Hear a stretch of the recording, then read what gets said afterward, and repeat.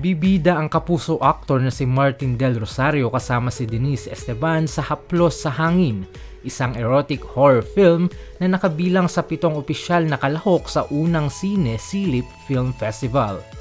Ang pelikula ay tumatalakay sa kwento ni Eman, isang visual artist na nabighani sa kanyang kapitbahay na si Althea, isang babaeng nakakulong sa mapang-abusong relasyon. Sa pagtulong ni Eman at ng kanyang fiancé na si Liz, unti-unting nauwi sa pagnanasa at obsesyon ang kanilang ugnayan na nagbunsod ng bangungot na puno ng pagtataksil at kadiliman. Kabilang din sa cast ng pelikula sina Angelica Cervantes, Vincent Pajara at Joribel Agoto.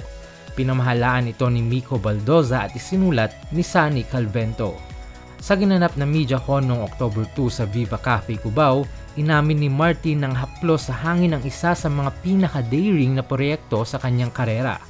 Ayon sa aktor, bago man sa kanya ang ganitong genre, naging magaan naman ang naging proseso nito dahil sa maayos na paghawak ng production team. Ibinahagi rin ni Martin na nagsagawa sila ng sensuality workshop upang malinaw na mailatag ang kanilang mga hangganan bilang mga co-actors.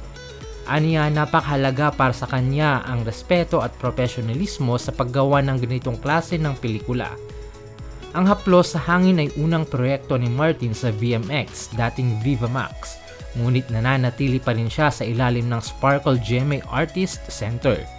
Ayon sa aktor, tinanggap niya ang proyekto dahil nagustuhan niya ang istorya at may tiwala siya sa Southern Lanterns, ang production team sa likod ng pelikula.